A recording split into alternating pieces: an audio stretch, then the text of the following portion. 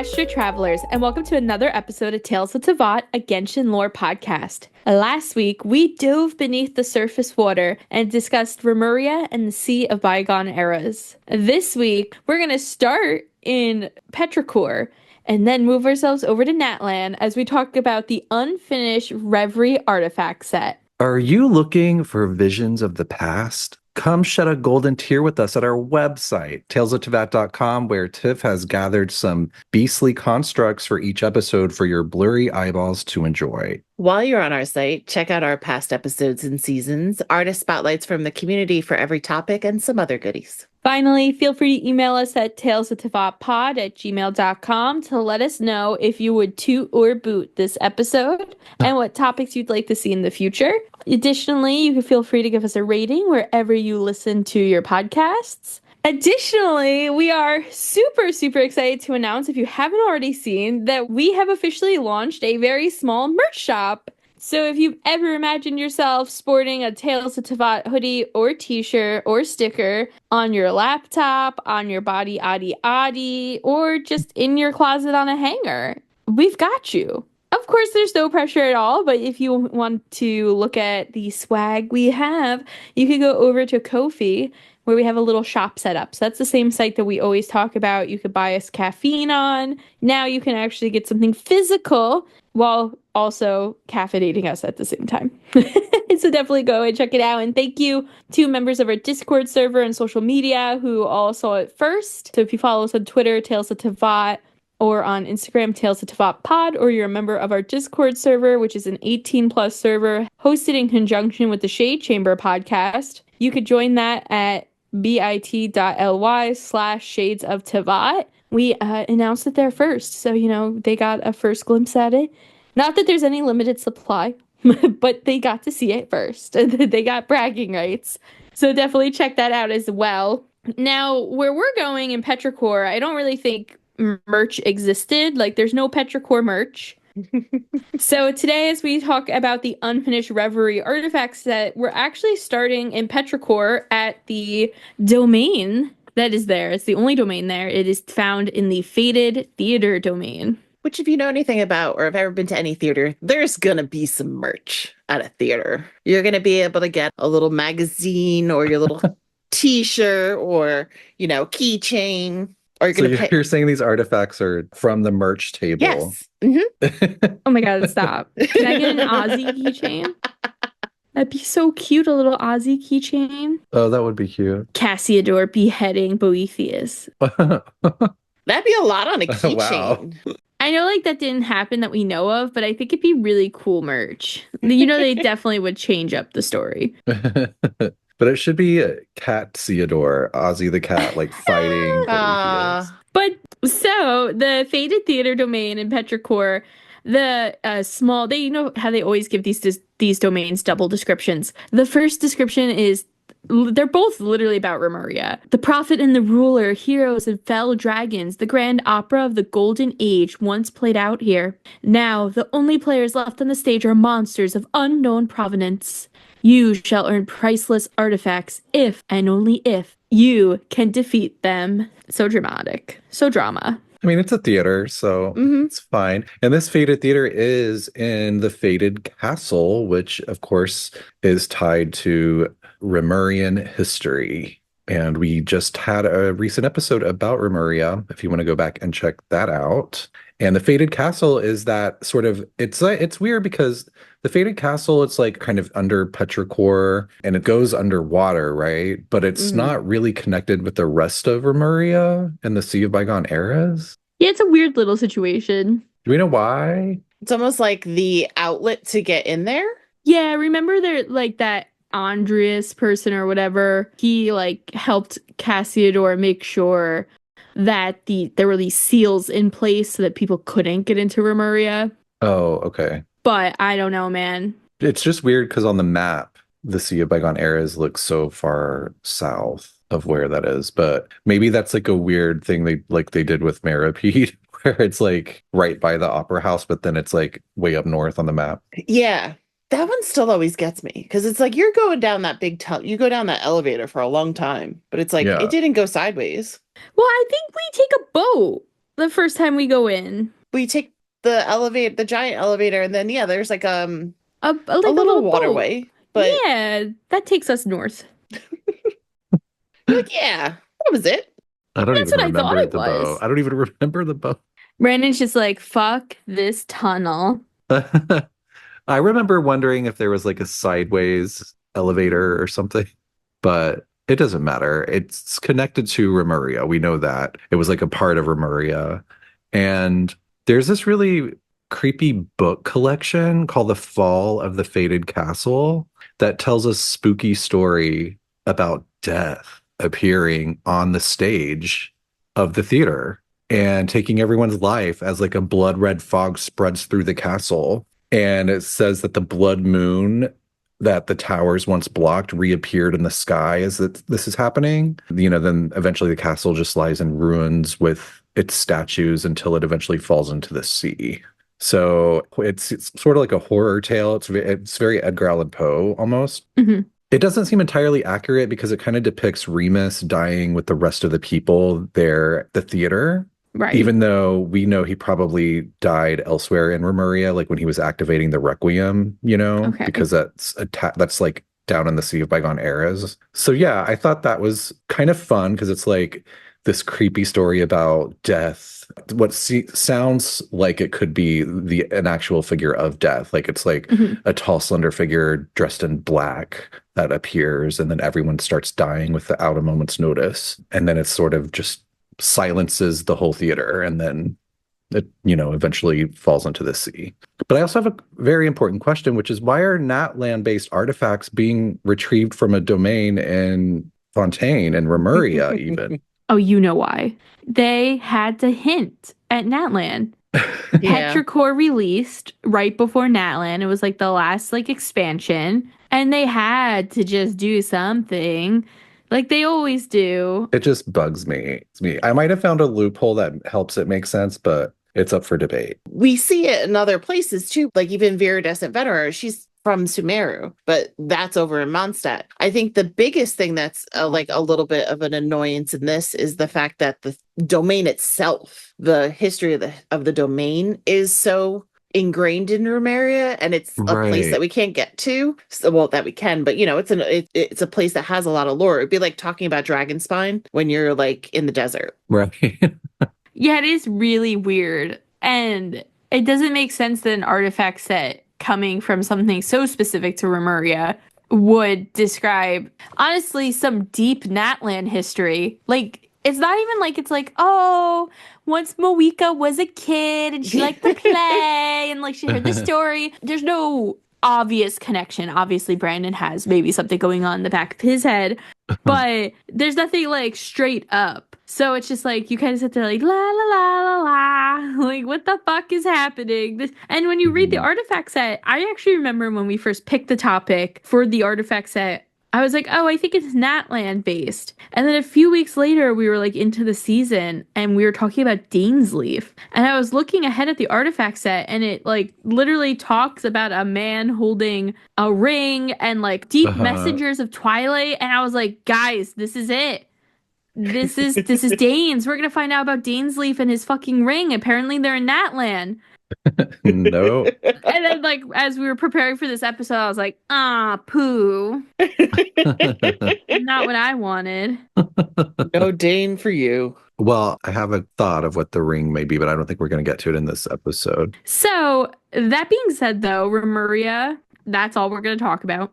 For now, at least. So we are going to be talking about some Natlan history. So a quick pause for anyone who does not want to learn about Natlan history yet. Mm-hmm. This is going to talk about Ochkanatlan, which is kind of the OG Natlan. It is the newest area to be released. It is the gray stuff. There's a dragon that attacks you. And there's a statue of the Seven locked in a fucking cage.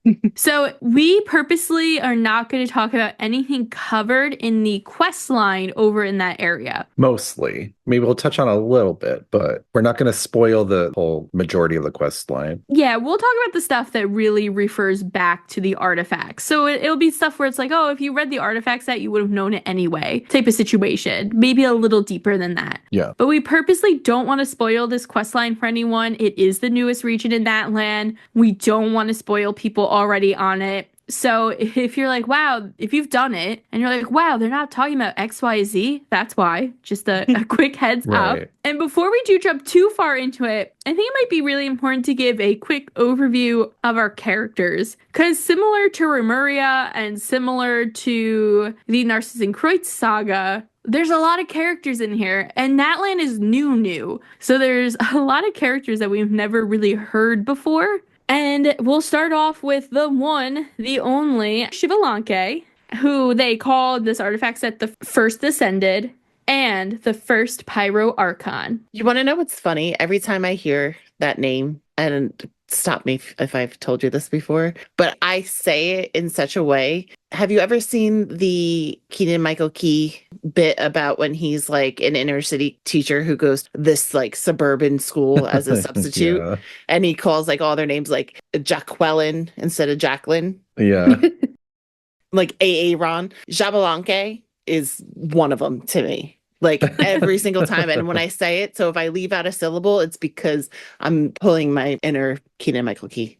Xbalanque, present. All right, Keenan.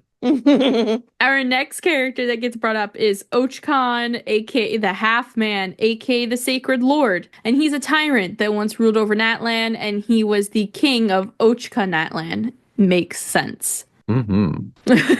After that, we have the Scarlet-Eyed Hero, who is our like dashing knight in this situation. He's also called the Red-Eyed Youth, and he is the second to ascend and is the second Pyro Archon. Next up, we have Sakkuk. She's originally described as a young girl and the first to join the Scarlet-Eyed Youth. She is from the Echoes, like the Children of the Echoes, but she kind of makes me think of the Feather Clan instead, but whatever, that's fine. After that, you have Atahualpa. He is one of two hero twins, and he is the older twin. Now, I don't know what they mean by that. Is he 5 minutes older? Is he years older? I'm not 100% sure. Is this like an Irish twin kind of situation? I'm assuming a few minutes.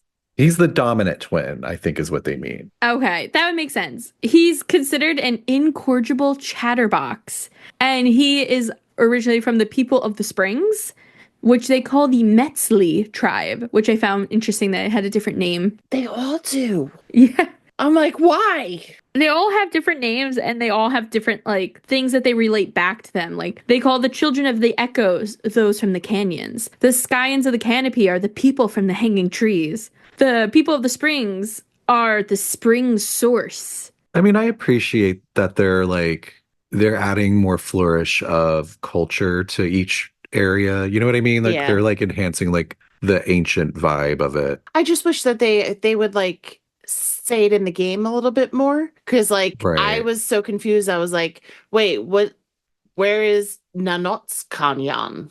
I'm like, what is that? Who are these people? And then I was like, oh, I know who they are. Yeah. Yeah, and it's like some of them you could put two and two together, right? Like the people from the hanging trees and stuff like that. Right. But then the collective of the plenty is the people from the fertile lands. We haven't even been to the collective of the plenty yet. How am I going to know they're fertile? Well, they're plenty. I guess. I mean, I've only They're met one, plentiful. so I don't know. And that's Ian-san, right? Is the Our the little gym rat. bodybuilders, the other gym rat. she's got a plentiful amount of whey to give you. But after Atahualpa, we have his younger twin brother, Waskar. Waskar is someone they say who it sounds like they used to be abused by Och-Kan. Yeah. Like they were tortured. Like a whipping boy. Yeah, I imagined a whip, not the one that we would have at Twink Tank. Oh. That's Is that for upstairs. Tuesday nights? That's just upstairs. Whipping Wednesdays? Oh no, we hate it. I'm Okay. calling the Department of Health. Why? That's not a health hazard. We clean them. What type of health hazard is that? I could name way more health hazards happening at Twink Tank. There are way more violations at Twig Tank. She's like, than you that. don't want to see the kitchen. Yeah. Oh my god, I watch way too much Bar Rescue for that. Twink Tank's kitchen is fucking spotless. I'm so afraid that John Taffert's gonna show up. But anyway, besides from the twins, we then have Yupanqui, who was a warrior, and they were actually friends with the OG Pyro Archon. And they also think that they most likely had the ancient name of Malipo, which is Kanisha's name. So that's fun. Mhm. Yeah. There's two more characters. You have Manqu, who is a craftsman and an artisan and has a really sad and tragic story that we'll talk about a little bit more. Sakkuk definitely seems to understand him. Mhm. And then you have Renova, our beautiful little shade of death. You're such a cute little shade of death. I mean, she tried. Yeah, she did. I now see her in my head as a tiny little, like, itty bitty, like, Yao Yao. Like, I'm just the shade of death. Oh my god, no. I see her as, what's her name? Black Swan from Star Rail.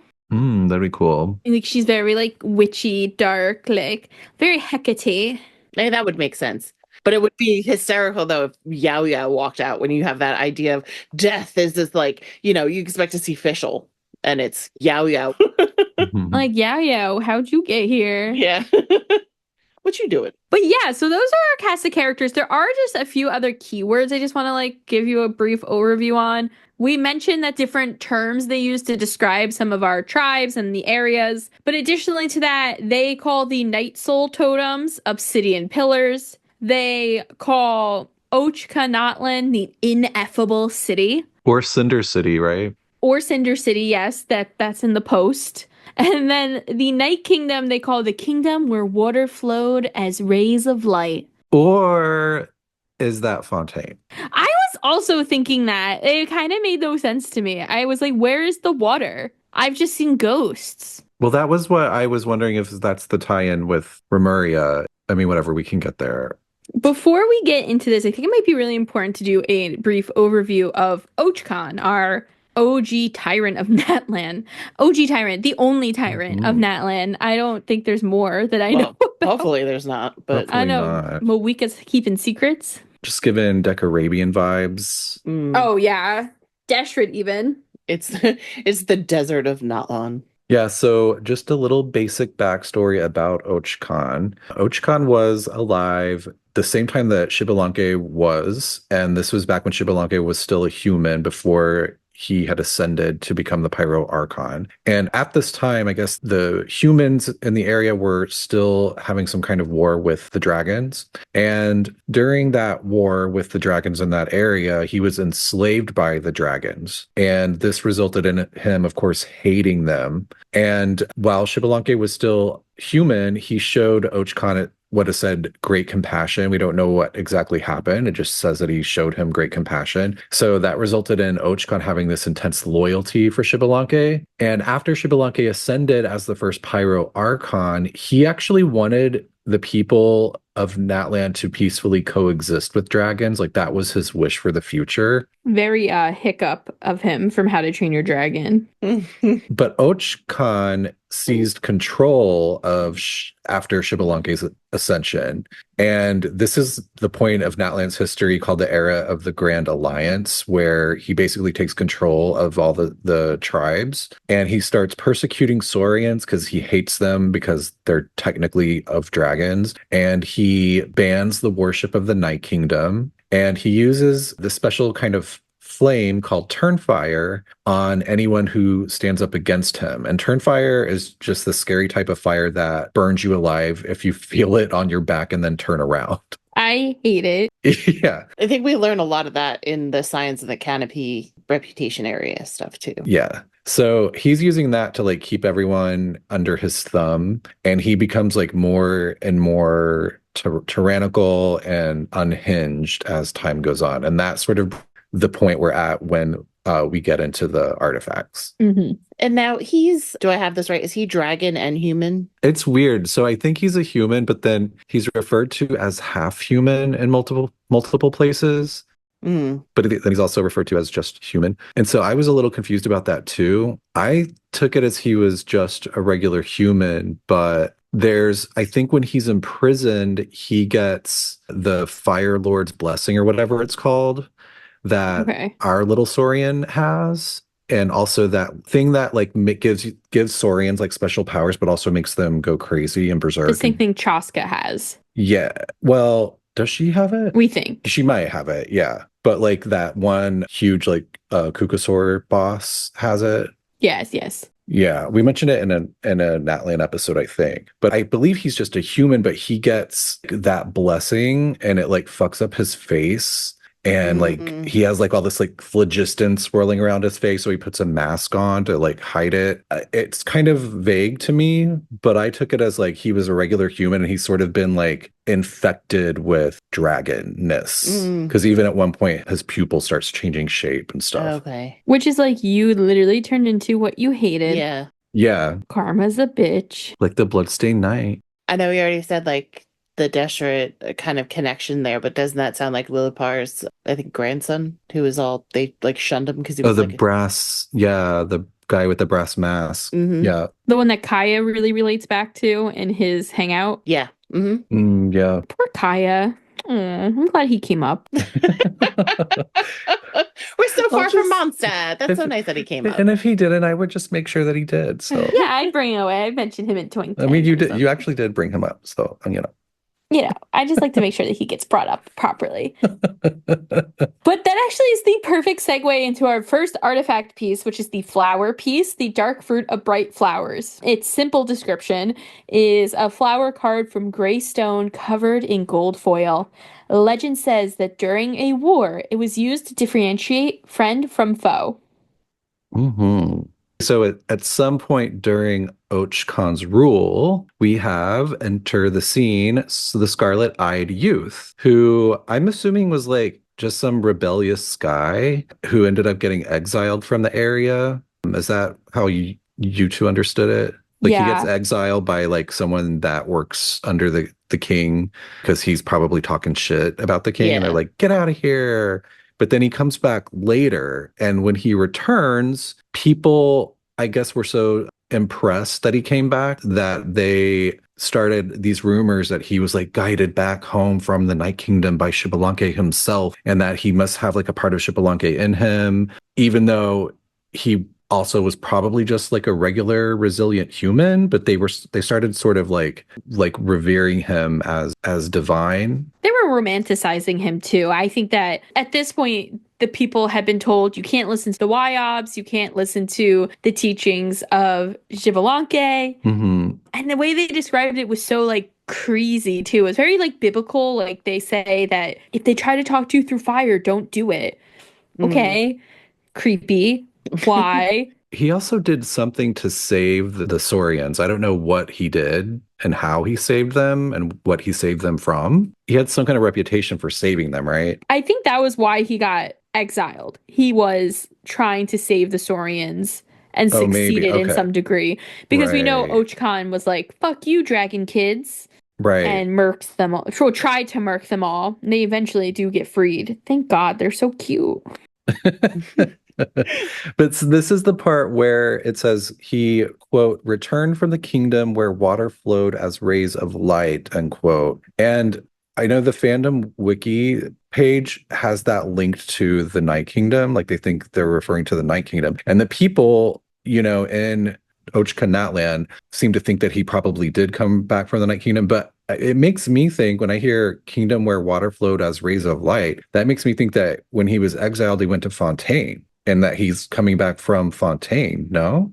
Yeah, because every time they talk about water at all, they're always referencing Fontaine by it. Yeah, and that helps it make sense why there's Natlan artifacts related to all these people in Fontaine, maybe. Well, it makes you wonder if he possibly, because we don't really know the timeline here of when, like we have an idea of the timeline. We know this is whenever the first Pyro Archon was around, but there's only been 4 there's only been 5, but technically 4 because one's a duplicate, right? Is that the case?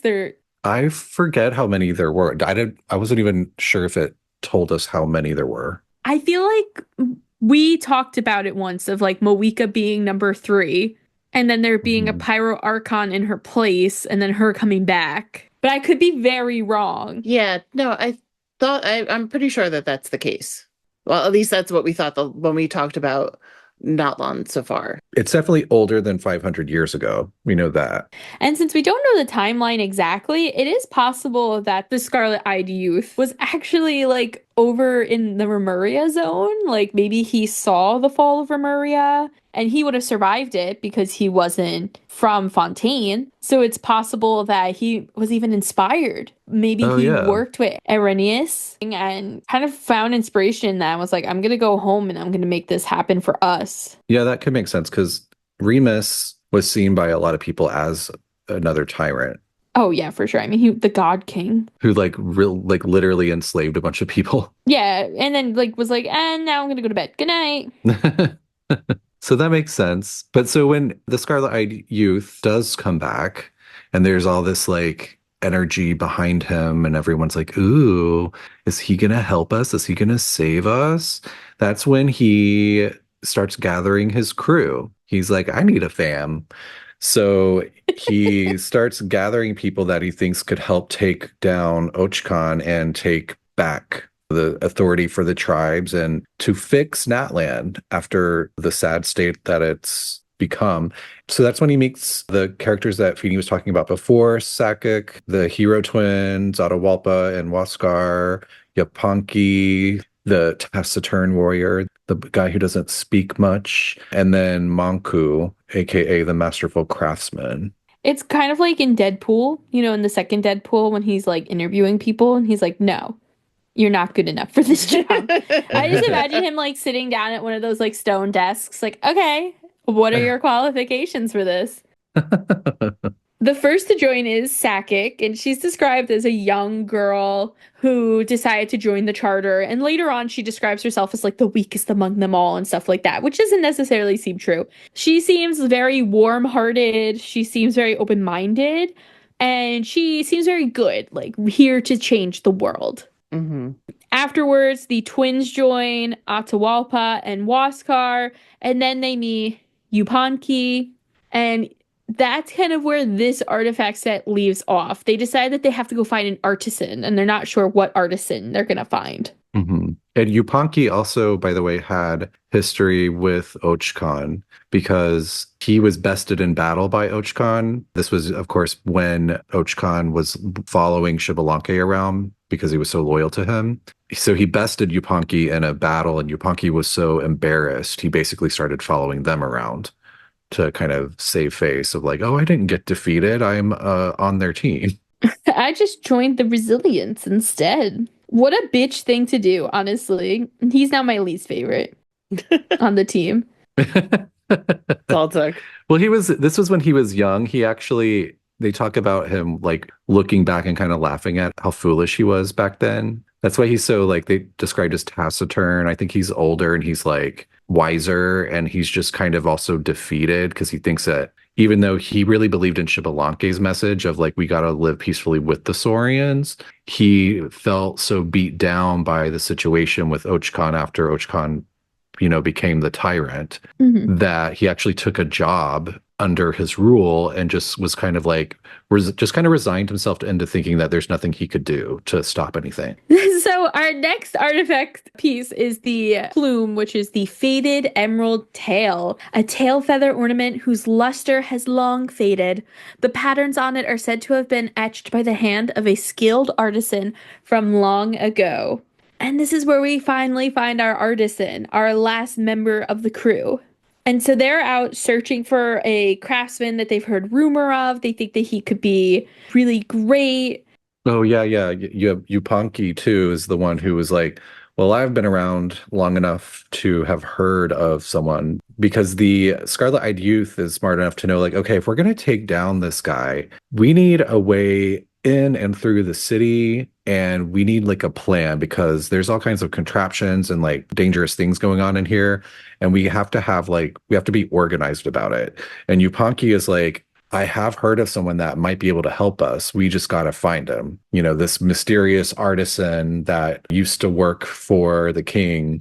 And yeah, and that's when Sakkuk is like, I'm going to find this guy. Yeah, and then when she can't find him, she gets really fucking annoyed and she goes out.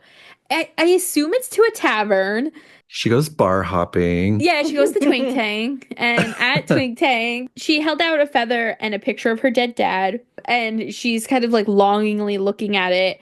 And this drunk guy like stumbles over to her and is like, "Yo, I know all about these feathers, man, because I've made them."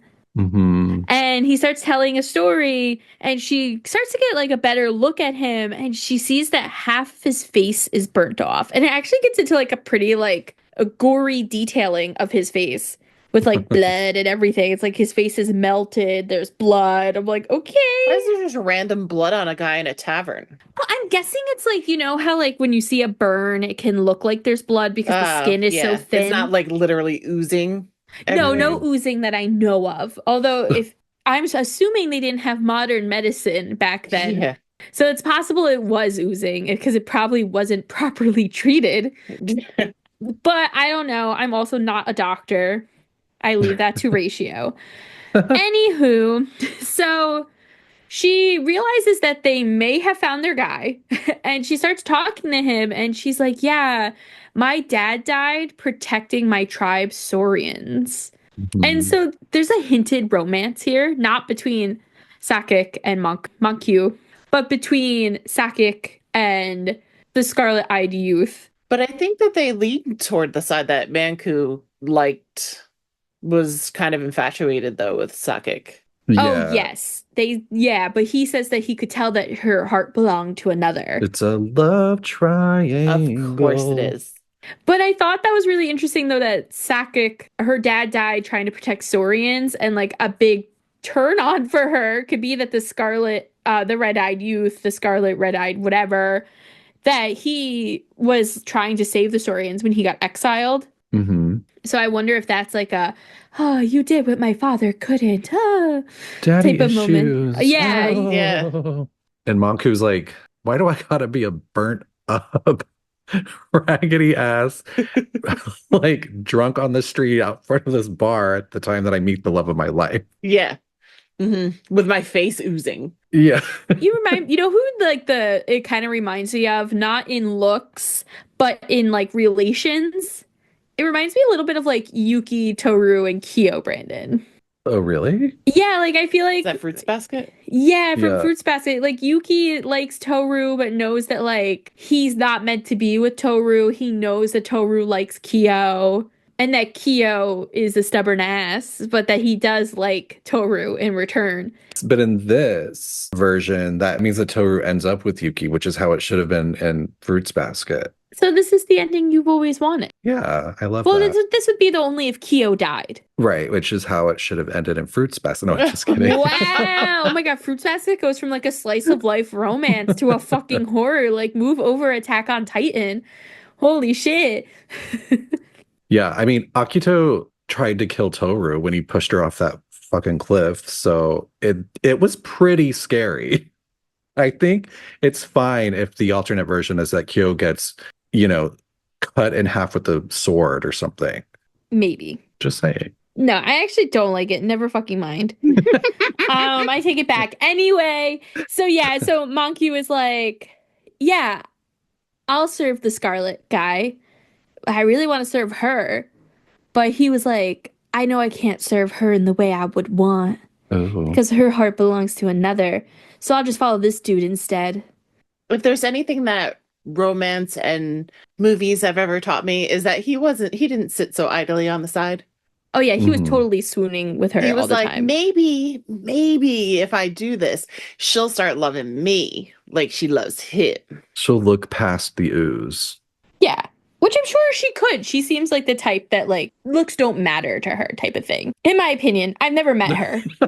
You're just like making up things about her, but okay. No, I think based off the way they like describe her as like this warm, like they really do describe her as almost like Toru, like very warm and welcoming and good-hearted and stuff like that. In theory, she'd be the one who would say that looks don't matter to her, but she's also dating like the hottest guy in the area too. She'd be like, he could literally lose his whole head and I'd still love him. Mm-hmm. He could have a balloon for a head and it'd be great, but no balloon heads here.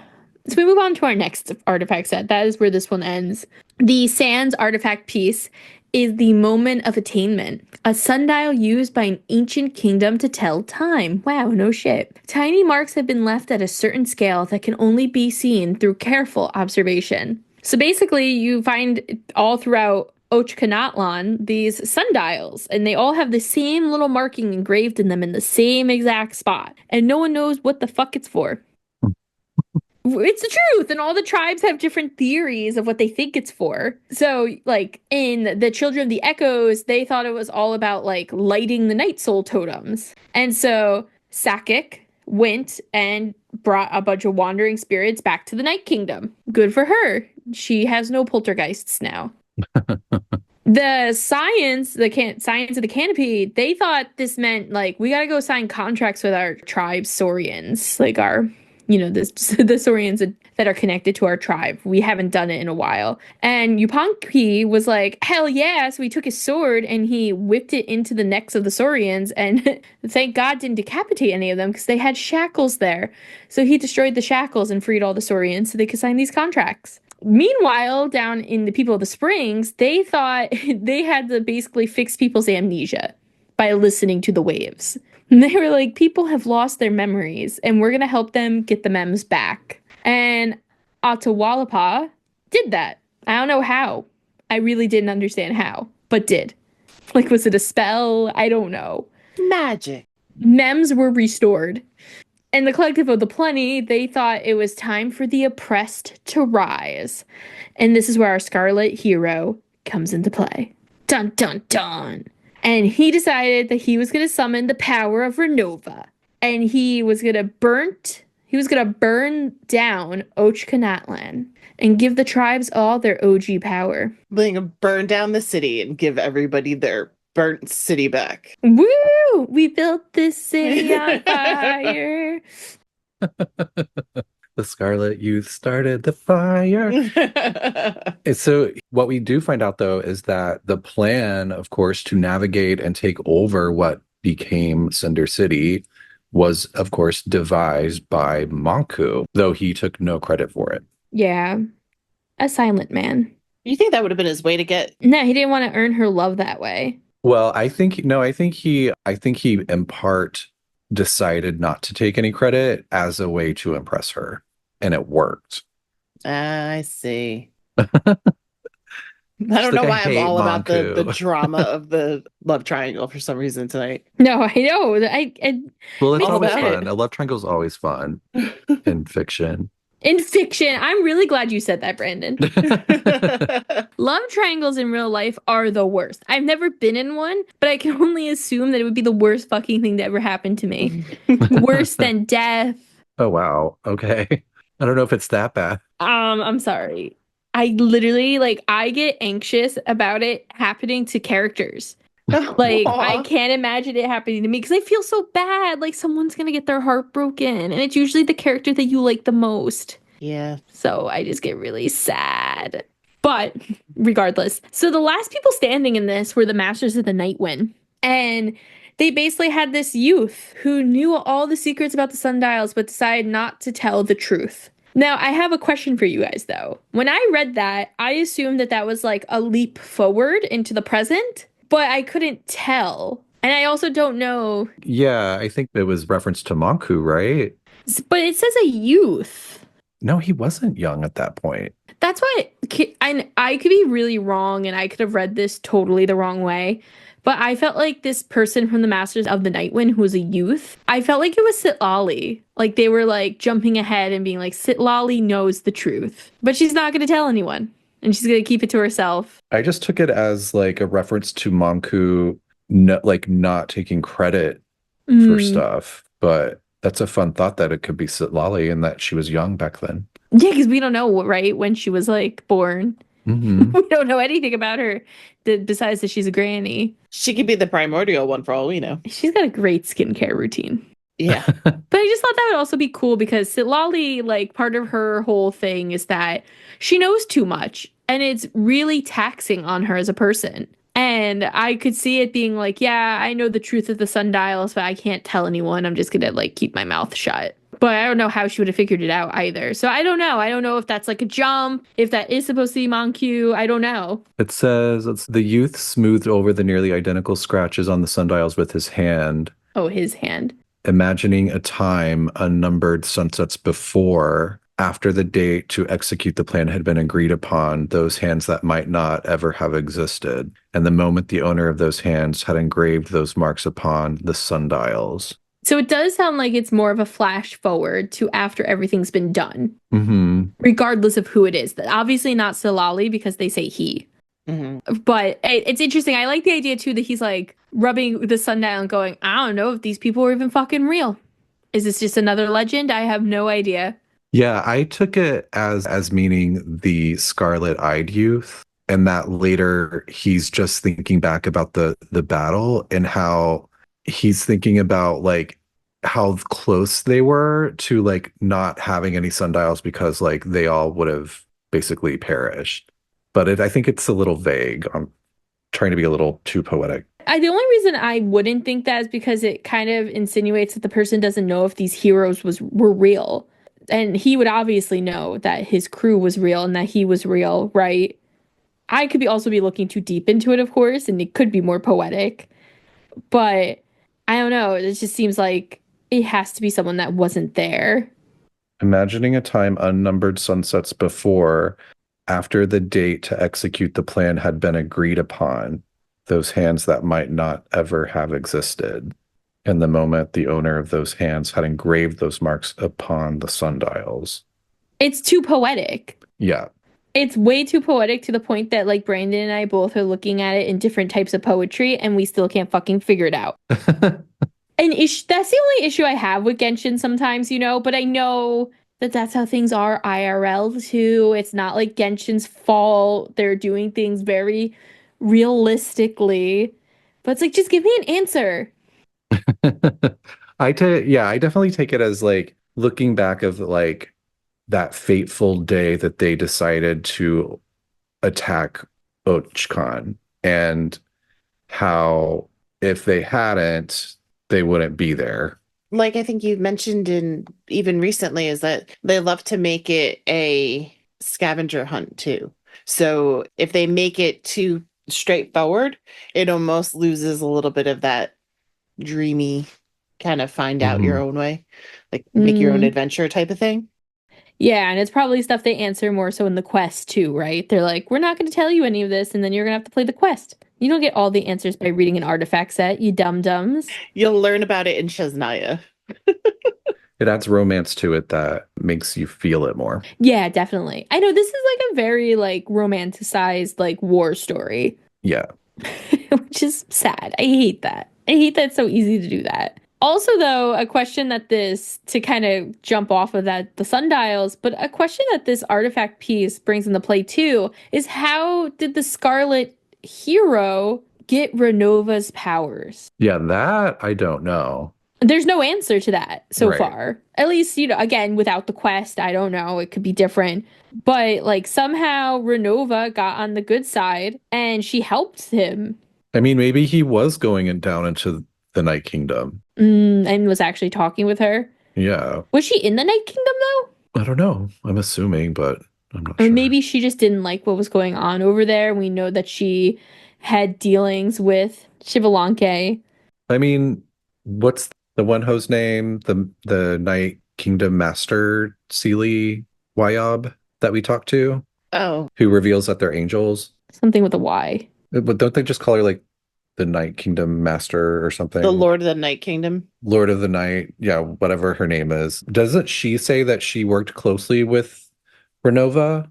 Yes. And she's in the Night Kingdom. So, I mean, it kind of, Renova might not be there, but she at least had ties to it. Right. And someone who could have reached out to Renova and called her and been like, hey, I have an idea. This guy here with red eyes, and he's asking a lot of questions. Yeah, also the red eyes, so curious. The only people we really know D-Luke has red eyes. Kazuha, but they're a little more rare. Oh no, maybe not. Cyno and Razor have red eyes too, now that I think about it. I don't know. There's something about the fact that they make such a point about it that I feel like anytime they do, it's not just like a regular eye color, like that they're like glowing in a sense. Like there's something extra about them. Maybe. But some characters have like all like really crazy colored eyes in this game. Yeah, Shenha's eyes are gorgeous. Albedo's eyes are literally an alchemy table. There's some interesting genetics going on in Teyvat. That's all I'm going to say. But that's it for our sands piece. So we move on then to a goblet. And the goblet is the wine flask over which the plan was hatched. This is very forward. But the description for it, a three-legged cup. Once, many heroes were gathered around the bonfire, raising their cups high in toast and drinking their fill while discussing their wishes and ambitions. Yeah, and this one is really just Manqu telling his story to his teammates before they go and take on Och-Kan. And he says that he was among a group of artisans that Och-Kan recruited from the tribes to help excavate these, quote, gargantuan beastly constructs whose wings once caught the winds as great banners might, all to fulfill his ambitions, end quote. So they were digging up dragon technology that could also fly, or yeah, gargantuan beastly construct. I mean, unless they're digging up dragons that gold made. I was literally just thinking, this bitch is here, isn't she? I hate her. So that's really interesting that he's like digging all these up, but then he's so anti-dragon. After it's all excavated, he lights everything and everyone on fire. Like he lights all the constructs on fire. He lights everyone on fire who knew of them. And Manqu almost burns alive, which is why half of his face is oozing blood. But it says a golden tear fell into his eye from, I think it says from the stone's head. I was a little confused if that meant that it was like one of Och-Kan's tears, like falling off of his mask, or if it was from somewhere else. Like it might have just been a drop of phlogiston. But it fills him with like these visions and knowledge, and he starts like seeing all of these, crazy dragon apparatuses, and becomes like really familiar. Like he suddenly knows how to read the crazy like phlogiston dragon like swirl language, because of that he finds his way out of the ruin, so it saves his life. But it's also the reason that he knows how to navigate and operate through the city to help with the rebellion, and like is able to come up with a plan that works. Which, like, how do you think he got out of there in the end? Because, like, not for nothing, like, this golden drop went in his eye, and then he started to see things while the city was burning. I think it basically filled him with knowledge of the area, so he knew how to get out of the ruin.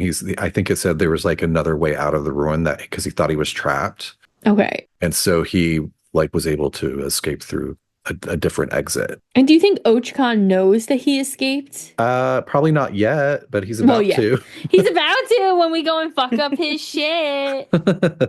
Is that part of the golden patterns that he follows as well? Like when he gets out of that flame? I believe so. Yes, that's like the phlogiston. I always want to make phlogiston red. It makes sense. Yeah, and not to get too spoilery, but there's some other world quests in Natlan that you can do that basically there's like this phlogiston energy stuff, and there's these symbols made out of phlogiston. That was like one of the ways that the dragon civilization used to communicate.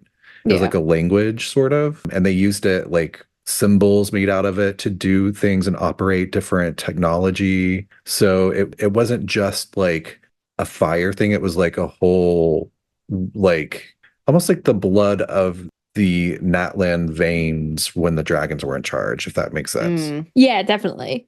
And those are the little things that we run into with our little Saurian, right? Our BFF.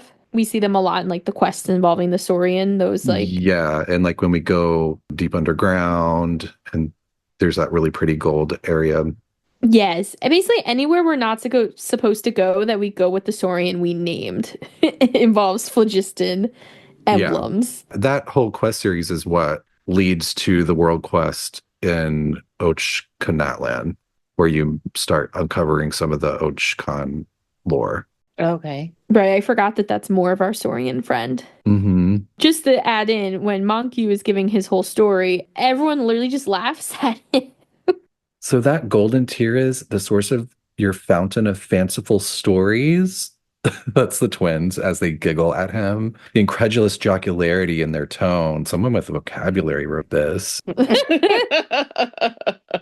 And they were always like this. He had grown accustomed to it. It says, as he felt the young girl's inquisitive gaze reach him, he forced a derisive laugh, causing the muscles in half his face to sting slightly. Oh, God.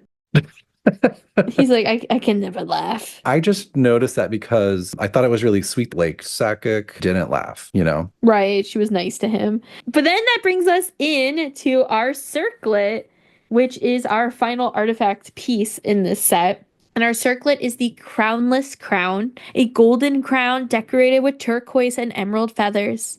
It has never been used in a coronation, living alone atop a velvet cushion. Now, I also have a crown like this at home. Mm-hmm. I'm waiting for the day I get to use it. Is it your pageant tiara? No, it's like one made out of crystals, and it sits on top of my like pile of tarot card decks. Oh. Yeah, I'm like waiting for the day I get a place to wear it. I don't know when. I feel like it was like too fancy even for the Ren Fair, so I couldn't bring that. You better start reading them cards so you can find out when. I know, I'm gonna be like, please, when? It's gonna be like, just return it. You know that tarot card that says that. Shit. Take it back to the store. That would be so fun. We should make our own tarot cards that just say like stuff like that. Like, take it back to the store. Well, I just imagine me going through the tarot cards and I pull one and it's a fucking Uno reverse. I'm like, return to store. Got it. Okay. Yeah, we need to make the most mundane tarot deck ever. And return to store. Return to sender. Don't call them back. One of them is just break up. Break up. And you're like, that is such a hard card though. Imagine pulling that. Like, that could relate to so many things going on in your life. Yeah. So that's how you would know what your issue is, because it would click right away. You'd be the death card is just going to say end it. No. No. Because it could be talking about anything, you know, and that situation. But the death card, just saying, is actually a representation of like a time in your life, dying and like a fresh beginning. So if you do pull a death card, or you're getting a tarot card reading and you get a death card, if you believe in it, don't fret. It's a good thing. It means that that there is something in your life that is dying off, whether it be a relationship, a job. No, I think you should panic. No, Brandon. Something terrible is about to happen to you. No, Brandon, stop. No. No, believe me, because like the first time I ever bought a tarot card deck, and like Brandon's gonna be like, ugh, but I'm a believer. I definitely, if you have shuffling someone, cards. well, Sure. if you have someone who knows what they're doing, you know, who actually has intunement, I do think that it can be very real. Obviously, like if your 8-year-old cousin's pulling your cards, unless they're like a high Wiccan, I don't think anything's gonna happen. But like, I remember the first time someone pulled a card, it was death, and I was like, fuck. And they're like, no, it's fine. It's fine. I was like, I don't believe you. You're trying to make me feel better. One of my tarot cards is going to say believe in science. No. I do believe in science. I believe in science and tarot. It's possible. Luckily, the tarot really doesn't go against science. Well, isn't that convenient? It is. It's perfect. I bet you it does, though, because I bet you there are scientific studies that prove that it doesn't work. No. I gotta start sending them to you now. Like, look at this. I feel like the cards are vague enough that they fit most categories. Yeah. Yeah, no, they are. They are vague. I mean, and trust me, people who are listening, they're like, oh my God, I love tarot. I understand. Like, I think tarot's fun, and it is like a fun way to practice your intuition and stuff. Yeah. But just please don't make life decisions based on tarot cards. Yeah, the tarot should be about like leading a feeling. Mm-hmm. Giving you a reason to explore certain feelings that you have and the way that you're viewing the world, and just trying to almost give you some guidance, but never should be your vehicle. Right. I also feel like when you read a tarot card, like when you get death and the person is like, death is actually like a representation that something in your life is dying off, but that a new path is beginning. The first thing you think of when they tell you that, that's your issue, right? It's that idea of when like someone's like, oh, do you want to go to McDonald's? And you're like, no. And then you're like, fuck, I do. Like you like automatically switch your mind. Does that make sense? It's like a weird psychological thing. Like it's going to pop into your head and it's going to it's gonna guide you regardless. It's leading you. Yeah. But don't lead me. I'm gonna lead Brandon. I don't know where, but I'm gonna do it. Off a cliff, no. But anyway, tarot aside, we're going back to a crown. You know, the regime falls. They succeed for the most part, but most of them die. Not most of them, some of them die. No, technically most of them, I guess. I was a little confused about this part, though, because did all of them die? I know some of them died during the battle with Och-Kan, but did Manqu die during that battle, or did he die later? It made me feel like it was during the battle. Mm-hmm. I felt like the only people that survived were Sakkuk, the Scarlet-Eyed Hero, and Atahualpa. Well, I guess they don't confirm that he died. She says that she outlived him and that she was surprised at that. And they say when his brother dies in the battle that he like screams so much that he became hoarse, which I was like, okay, this isn't really like a very defining thing to say. Like I become hoarse sometimes after recording a podcast. But she said, and yet Atahualpa too died before me. Who could have imagined that I, the frailest of us, would have lived to the end? And that is after it runs through like the brother dying and Atahualpa surviving.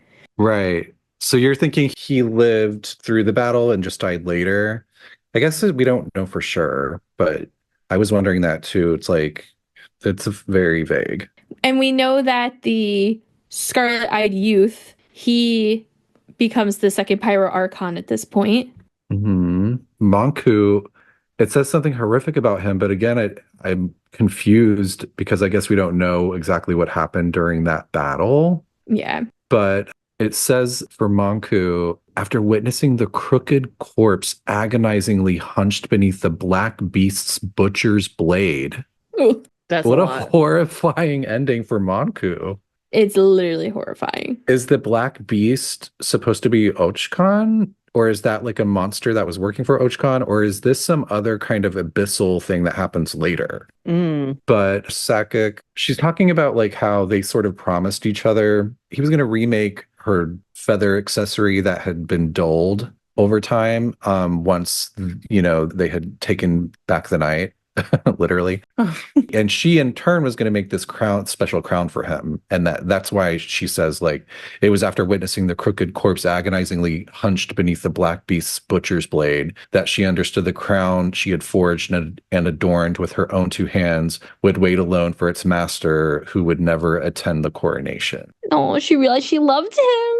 Yeah. Which also like the Scarlet-Eyed Youth, like, fuck him. He was like, I'm going to become a god now. We cannot be together. It was very clear that they were, like, courting one another. So, like, I have a lot of questions of what happened to them. Right. Just throwing that out there. But I do think that it must be a beast of some sort because Och-Kan, like, he had phlogiston around him. So I don't think it would be him. He's never really described as, like, a black beast at all. If anything, he was probably a golden beast, which is so weird thinking back to the fact that we recorded about Remuria last week and talked about like the golden ichor and everything too. That was like the first thing I thought of with that freaking eye drop thing. But I don't know. It's terrible. She literally watched the guy that she didn't know she was in love with die. And then the guy she loved is like, bye. Becoming a god. What a jerk. I hate him. I do. I like. You're Team Manqu or? Yeah, Team Manqu. But my thing here with the Scarlet-Eyed Hero is like, he's barely in this story. Like, he's like the person who gathered them together, and that's it. Yeah. Like, we never hear really anything about him specifically. Other than he saved some Saurians. Yes, and that he was exiled at one point. Yeah. And that he was able to use Renova's powers. But like personality-wise, he just feels like a cold-hearted bitch. I have no like sense of who he was. He might have been nice. I don't know. I don't believe it yet. I don't understand. I want to know, like, do they get a choice in it ascending? Because we didn't really know that with Vanessa either, did we? Like, we know that she ascended. Oh, like, did they force her to do it? Right. Like, do they just take her? Do they just snatch people up? Or... Well, we know from Moika's, like, story that we see during the Archon quest that she wanted to be the Archon. Yeah, but that's a little bit of a different situation too, because she's not a god in the same sense, because she's just a regular person who won a competition. Right, but that's the question here is like, because we know the Pyro Archon is so different than the other Archons, do you have to have an ambition for it? Does becoming an Archon almost replace you getting a vision? Yeah. Right. Like, your ambition is so strong and that you deserve goddom type of thing. And then if it is based on ambition, I would think anyone who has that level of ambition would be like, heck yeah, give me. Give me. But also, where was the OG Pyro Archon this whole time all this was happening? Locked in that Celestia prison with Vanessa. Oh, shit. Where Vanessa ends up, I should say. Wait, really? Well, no, remember we like speculated when we did the manga episode, like Vanessa gets up to Celestia after she ascends and is like, gets this look on her face like, what? Because it almost looks like a prison when she walks in. But that's not confirmed with our Pyro Archon. No. I thought you were saying it was confirmed. I was like, what the fuck? Because you're like, where has he been this whole time? I'm like, he's locked up in prison. I mean, honestly, it makes the most sense at this rate, you know? But that's a question I have is like, when they finished like doing this rebellion, why did they need a new Pyro Archon? What decided that? Right. And, you know, we know that Och-Kan and Xbalanque were really good friends. Is it almost possible that something happened to Xbalanque that led Och-Kan to being like, fuck the dragons, fuck this, my friend is dead? Right. Yeah, there's still a lot we haven't uncovered yet. Yeah. I think there's even stuff that's like out there that we on the podcast just haven't covered yet, but we'll get there. And so this artifact piece kind of recaps what happened to everyone. You know, I just told you who died basically and who didn't. The only one I didn't mention what happened to them is Yupanqui, and Yupanqui falls into what is assumed to be the Turnfire. And it says that his greatest reward was seeing like the turnover of the regime, basically.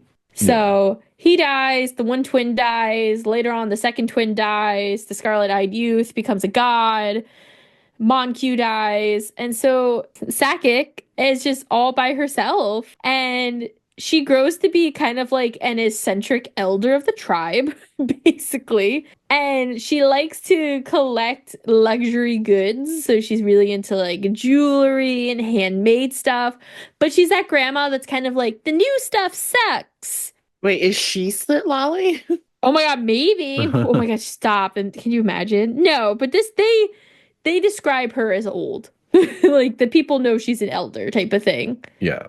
Well, she goes off to die at the end. Yeah, and she's also from Echoes, where Sitlali's from, the Night Winds. So she starts to really love jewelry and stuff like that. And she's always like, modern craftsmen suck. You should have seen what they made in my heyday.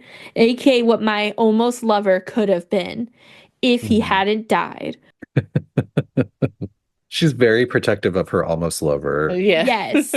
She would try to get like specific pieces by like specific artists, and sometimes people would like give her like fraudulent pieces, and the other people in the tribe would be like, basically like, Granny, like you can't let that happen, like this is terrible. But it says that, moreover though, she did not advertise the fact that she never truly let such base cheats get away with their perfidy.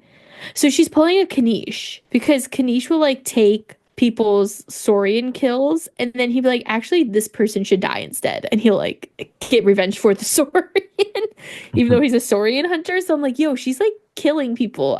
She's the mob. All by herself. Maybe she wasn't doing it herself, but yeah, maybe she was sicking other people on them. Yeah, like a hitman of some sort, right? Like, be sure to get the money back that I paid him. Yeah, literally. Just give me my money back. Dispose of the body. But so she becomes sad, you know, in her older age, and she really just wants to reunite with those friends who have died, and she's kind of like hoping for the day that death comes to get her, which is sad. Yeah. And it says that she took the stuff that Manqu had made, and she took all that stuff, she walked into the dark night, and she never returned. According to legend, the next day, the people stood under the tree where she placed the turquoise crown, and they swore an oath to follow her final orders, blotting from history the name of the masterful craftsman she took away with her. So she decided to erase Manqu from history. Yeah, and Manqu, he requested that specifically too. Like if you look in the lore for Chaska's bow, it talks about that where he told her, there is no need to place your faith in so-called noble names, no need to offer futile prayers unto any but yourself. Please erase my name, Sakkuk, such that all may know that every human can become the god that guides us. And that's the astral vulture's crimson plumage, right? Yes, thank you. I don't know why I read that as that was the Scarlet-Eyed Hero, other than a fever dream. I was getting all these guys confused. Hopefully it was him. I believe it was him, unless I wildly misinterpreted. It's interesting because, Tiff, you bring up a good point, though, because we don't really know the name of the Scarlet-Eyed youth. Yeah. So it was like, but I mean, Manqu too, like when you first look into him, it's just masterful craftsman. Like it's not really overt. I think that his name is out there too. Like you have to dig around a little bit. I think it pops up in one of the early world quests in Natlan, like in that world quest series. There's a lot of questions here still, though, because he is the only unnamed Pyro Archon, like at least according to the fan wiki. And I know we've said many times that you can't always trust the fan wiki, of course, but it lists the 5 known holders of the title as Xbalanque, the Scarlet-Eyed Hero, Murata, Cochinina, and then Mawika, who ruled twice. So I would assume that Cochinina or Murata, probably Murata, no, maybe Cochinina was the one who ruled like between Mawikas. Or maybe there was no one between Mawikas. I don't know. I hope there was a god. That would have probably been a lot for them. That's actually where it says it in the fan wiki, but it goes back to that weapon saying that it was him. But they're in that weapon thing. I trust your interpretation of it more so than mine. I may have been led by what it was saying and just kind of assumed without taking my own kind of side of it.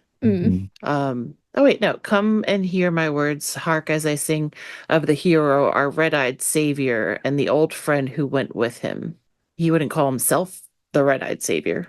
So that would make more sense that it would be Manqu. Yeah, that's true. Yeah, so I took it as like that was the moment where he, really decided he wanted to be erased from history just to make a statement and was like trying to impress her. And it worked because she held that with her until the end of her own life and then made sure that she followed his wishes. Oh, man. You know what this whole story made me think of? Of like the original Fabulous group from Mondstadt, of like Rosalie and all them. Rosaline, Rostam, and Roland.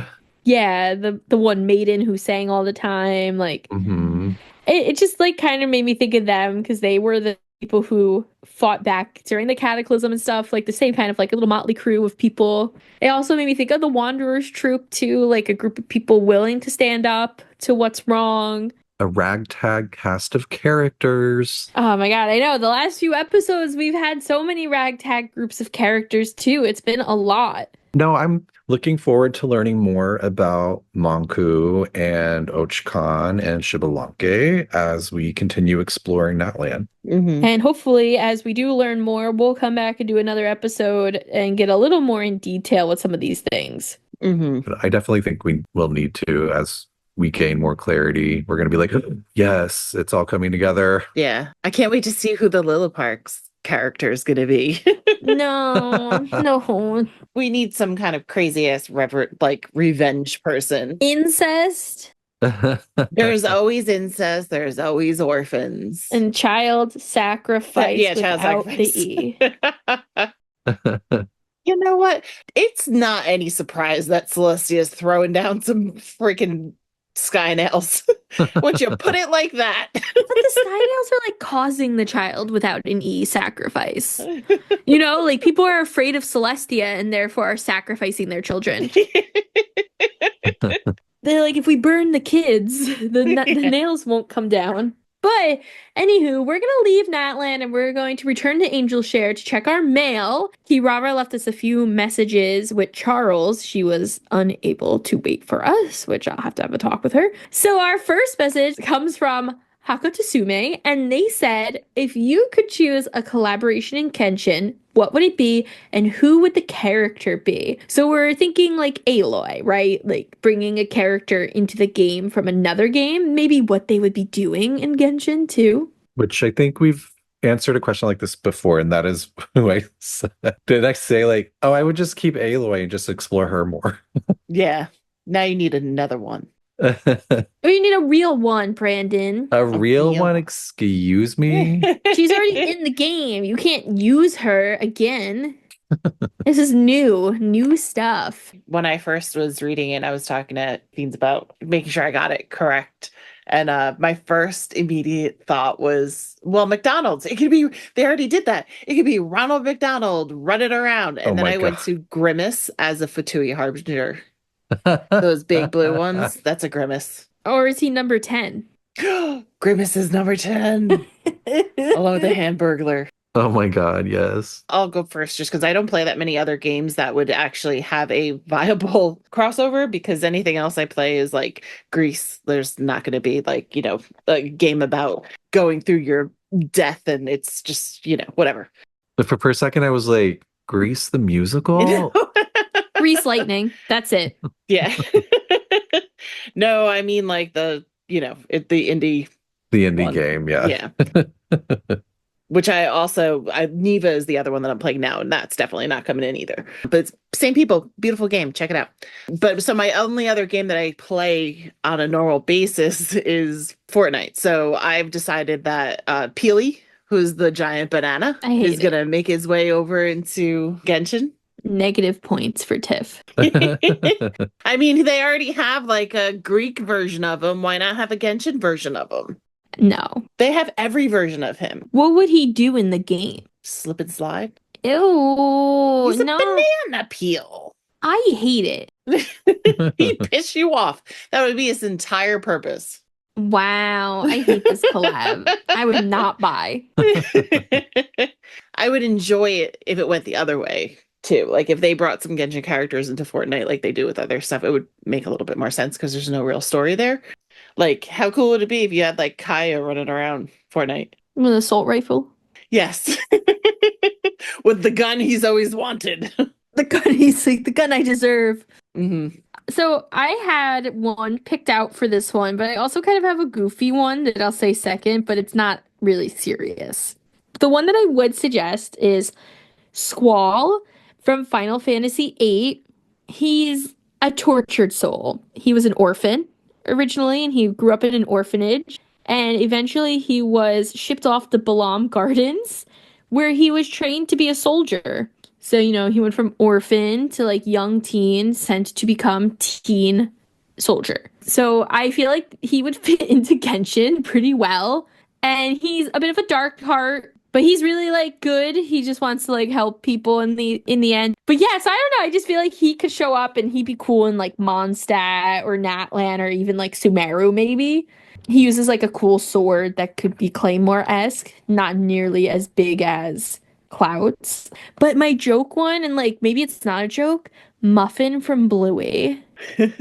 She's the cousin to Bluey and Bingo, and she's a fucking maniac. Like, she's the one always like threatening the grandmas that are out and about, and she's the one who like is always getting in trouble. And I could just see them being like, hey, this is like a new species. She's literally just an Australian cattle dog. And like she just is basically Klee's best friend and causes chaos in all of Teyvat. Because it's amazing. I love Muffin. I mean, if you're gonna have a pixel mini dragon that screams annoying things at you, why not? Yeah, exactly. Yeah. Why not bring Muffin? Mine is a character named Frey Holland from the game Forspoken, and she is someone that travels from Earth to a different universe, much like Alice. I think that would be really fun. And, it's kind of like Aloy in a way because she like goes through this portal into a different world. And the game Forspoken I thought was really fun, and it's like criminally underrated, probably because the protagonist is a woman of color. So big surprise there that it got bombed. But I really enjoyed that game. Like, it's not a perfect game, but it was a lot of fun. So I would love to see her character because she's like really like spunky and like just fires off. Like, she's like very energetic and like doesn't put up with shit, which I really appreciated. So she would have like a fun personality to like interact with people. She'd be like, what the hell are you people doing? Let's just go like take care of this shit. She'd be fun like to go against Alice too, you know? Yeah. Like, bitch, I'm from Earth too. And I'm a New Yorker. And I'm a New Yorker. All right. Well, thank you, Hako Tsumi. The good question. I felt like you really made us like nail this one down. We were very aloof the last time we answered something similar, so we appreciated it. Our next message comes from Elliot, and they said, what is your highest constellation 5-star you have that is not built or don't use? Mine is my C3 Tignari, C2 Dea, and my C2 Jean, which the C3 Tignari not being used. It's like a stab in the heart, Elliot. But I will say that as of this recording, I believe it's a C4 Tignari, I believe. Oh, yeah. That they shared with us in the Discord that they lost their 50-50. It's a glorious thing, though. It's a good character to build, Elliot. You're just being forced. If you need help, let me know. I'm not saying mine is good per se, but I could try. Your Tignari is good. He's cute. All right, but what are your characters? Who are we not using? Brandon's going to yell at me. Do it. He always does. I have a C6 Mona. Technically, I think I have a C35 Mona. Lucky. And I do not use her at all. I tried. And occasionally I'll like whip her out to make her like spin around and run places quick. Or when Brandon says, you should really build a Mona. I say it to everyone, so it's okay. Yeah, she's C6. She is level 90. She has the Ballad of Boundless Blue and a whole set of Noblesse Oblige, and she's sitting there collecting dust. Criminal. I love that you don't use her, but you have like things on her. Yeah, because every time like he gets in my head. You know, Brandon gets in my brain, and I go, oh, you know what? He's right. I really should. And then I work on her, and then I don't use her. Is it that you've tried her and you don't like her playstyle, or that you just have never bothered trying with her? I haven't played with her enough to really give her a chance, I would say. She is a little awkward to me, but I don't think it's something that I couldn't get past. It's just a matter of I'm just not used to it. You know how some people like I'm the way that I like play a lot with the elementals and stuff, I feel like I'm constantly running into her little tornado of water. And then like I play with a team that tends to be, although it's a little lopsided right now, but I usually always have one element of each. And my Hydro right now is Farina. Right. Farina, I mean, Farina is one of the most popular characters in the game in terms of like being on teams. And lore. Yeah. She's loved by the people.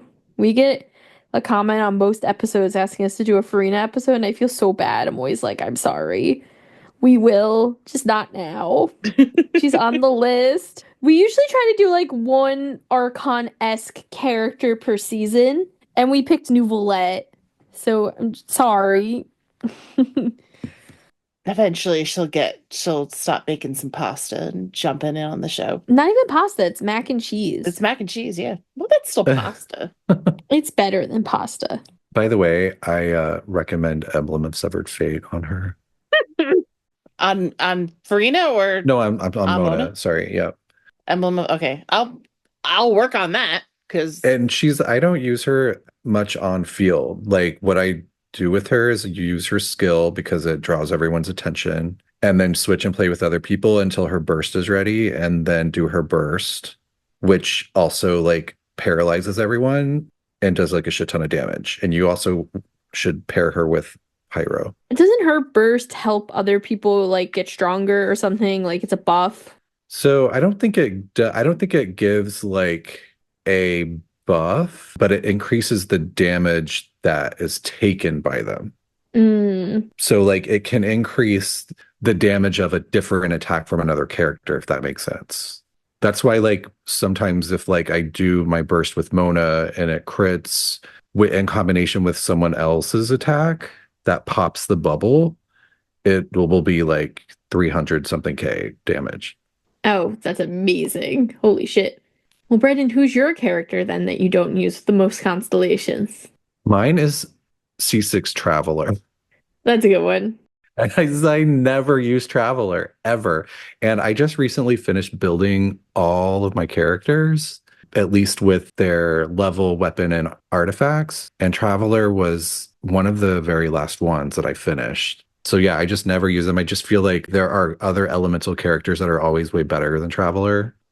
But yeah, if you feel like Traveler is a cop-out and it doesn't count, then I would say my C6 Chi-Chi, as much as I love Chi-Chi. Might you have a C6 Chi-Chi? I mean, I love Chi-Chi, but like the way I have her built, she's not the best healer and she's not the best at damage. She's just kind of like decent at both. She's just going to raise the dead. That part is nice, but I feel like Nice. I feel like if I'm going to really need that, I'll probably just bring Babs. Because Babs is better at healing, you know what I mean? And she can at least bring one person back. Where she can't bring back your whole team, she's going to heal everybody along the way. I love Chi-Chi as like an early game character because she's such a tank. And like you never have to worry about dying with her, really. If you have her, built decently, even if she's like C0, it's like, you just like activate her skill and just like smack people with your sword and she'll at least get her own life back enough for you to survive as you like whittle their life down like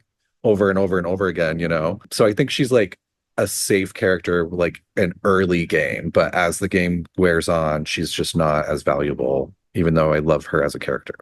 Oh, people out here getting Chi-Chi left and right. Well, mine's not Chi-Chi, but it's Ka-Ching. I have my Ka-Ching C5. She is a level 90 character. I did level her up because I also leveled all my characters to 90. She has a level 90 Ally Flash that is R5 because it was originally on Kaya, and I didn't know who to give it to when I gave Kaya something better. She has no artifacts, and none of her talents have been touched, so she just sits there. I really can't get into her playstyle if I'm being totally honest. And I'm not the biggest Electro character user either. Like, I use Lisa and I use Sino, and that's it. And I have, like, a good amount of Electro characters. I have, obviously Ka-Ching. I have Electro Traveler. I have Kuki, Sarah, Fischl, Dory, Sethos, Beto, Razor. Like, I got them all. I'm not the biggest fan of them. I use my OG Lisa. I have to use Sino because his boyfriend is on my team. And I don't know. I just never could get into Ka-Ching. I found a lot of like the jumping stuff really hard for me. And I'm sure if I used it for like more than 10 minutes, it would come to me. Yeah. But so far, no.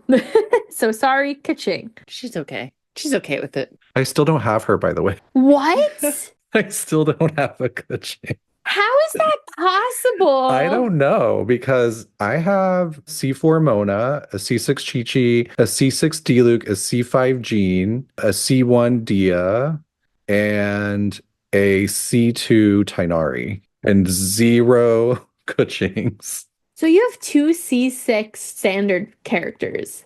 Yeah, and C5. But no Ka-Ching. No Ka-Ching. No Ka-Ching. That is crazy. I only have one C6 standard, and that's Diluc. I have a C6 Diluc. But I think Mona is 2. Now you have me looking. Mona's 2, Ka-Ching's 5, Diluc is 6, Chi-Chi is 1, Jean is 3. Wow, your Chi-Chi's only 1. So instead of Chi-Chi, you're getting Ka-Ching. Yeah. Yeah. And I have a C4 Tighnari, which I'm very proud of. And you should be 2, Elliot. Say I'm with you, Elliot, because I've almost never used my Tighnari. I will say, like, I really liked his character. I remember being like, I don't like any of these Sumeru characters when they first came out, as I usually do. And I was almost immediately was like, I love this guy. I don't know. There's something about his personality. And then he got struck by lightning. And I was just like, oh my God, I need him. Is that why you don't play with Electro characters? No, I didn't play with Electro characters prior to that. Oh, okay. Because I was like, I could totally see you being like, fuck Electro. I'm never playing with Electro again after. Well, no, because if you think about it, like pre-Sumeru, I only used Lisa. Now I use Sino, but I really they're the only two Electros that I use. Just as superficial. Anyway, thank you, Elliot, for your question. That is all the time we have for today. If you like this episode or you want to write in about how much you hated this episode and what ancient name user you would use to defeat us in battle because you hated it that much, you can email us at talesoftevatpod@gmail.com. You can also follow us on Instagram, talesoftevatpod, or on Twitter, Tales of Teyvat. Additionally, you can feel free to find our content on YouTube, Tales of Teyvat Pod, and you can find us on Ko-fi, where you can buy us a cup of coffee, or preferably for Brandon and I, a Diet Pepsi that will not only keep us caffeinated, but help us pay for our web hosting, our Canva, and all the other expenses that go into making a podcast, while also maybe giving us a little bit of energy. And while you're on our Ko-fi shop, you can also check out our merch, like we mentioned in the start of the episode. We're so excited that we launched it, and we have t-shirts, hoodies, and stickers there too. And if there's anything that you guys are interested in having us add, you can always email us to let us know what you'd be looking for, and we can look into it. Nothing is too small, and maybe one day we'll add some other things. We're not sure yet, so we'll see. Next week, we are going to be going to the high seas. So we started in below the sea, and then we came out of the sea, and we went to the desert of life.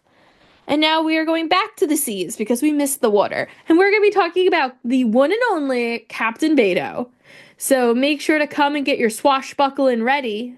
Calling all lesbians. Bring your flask of rum. It will be much needed. Until then, safe journeys, travelers. We'll see you next time. Bye, gargantuan beastly nerds. What did you call me? What did you call me? I can't hear gargantuan without thinking of